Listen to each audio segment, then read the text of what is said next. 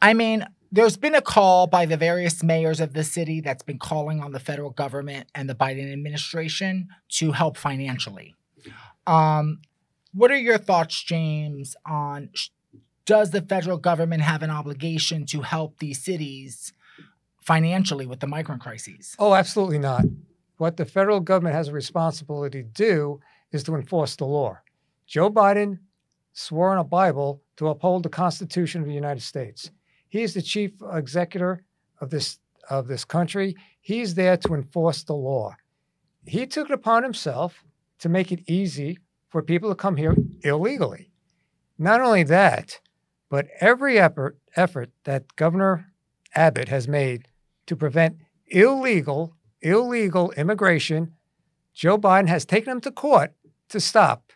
Okay? He claims he does it on humanitarian basis.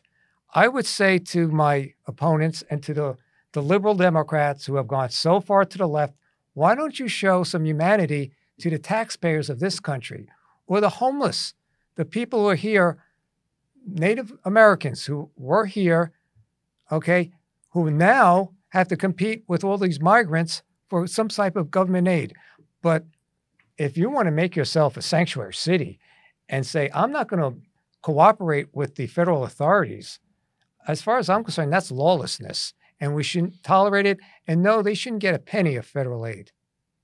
So, Gina, I'm going to give you an opportunity to respond to that. Do you think that the federal government has an obligation to help these cities in crises? It depends on what we're talking about in terms of obligation. I mean, we're saying that these mayors are crying out to the Biden administration saying they need financial help because it's straining their budgets. I think that if you're getting people sent into your cities and into your state, to me, that's like if you had a hurricane hit you, if you had a flood, you weren't expecting it and they're dumped on you.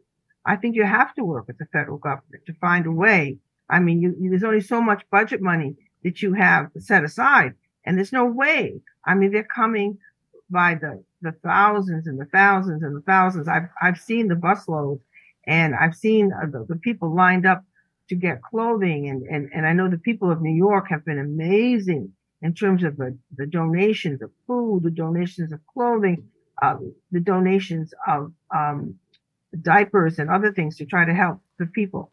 Also, I know that a number of people were told that if they got on that bus, that there would be jobs. If they got on that bus, they would be made legal. I mean, there's a lot of bad stuff that went around in terms of their willingness to take that 20-hour ride.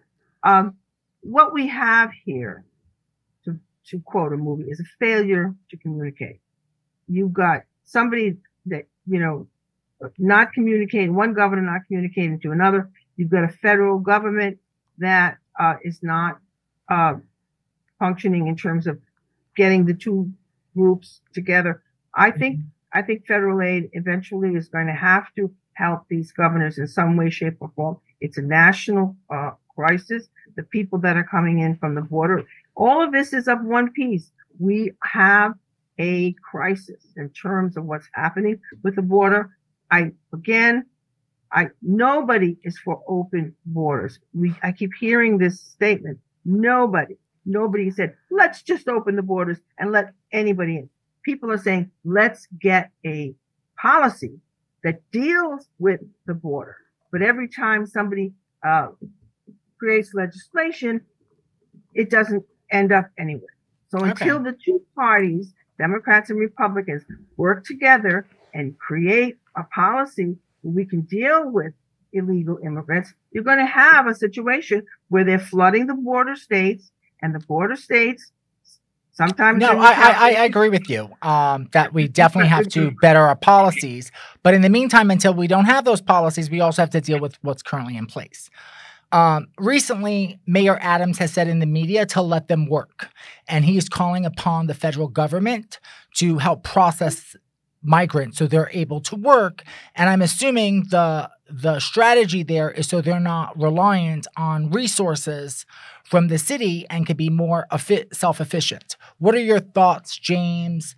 Should we let these migrants work? Should the federal government like start processing them?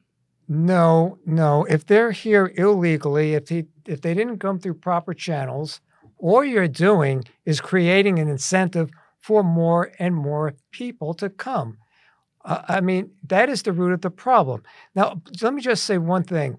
You can't compare this to a hurricane or a storm because those things are not, we didn't ask for a hurricane. We didn't ask for Superstorm Sandy. Okay, we didn't create the conditions for that. These sanctuary cities, they created this problem in part because they're saying, come here, we'll shelter you from the law. We won't tell the federal government. In addition, we'll give you all sorts of incentives. Thank you for watching the clip.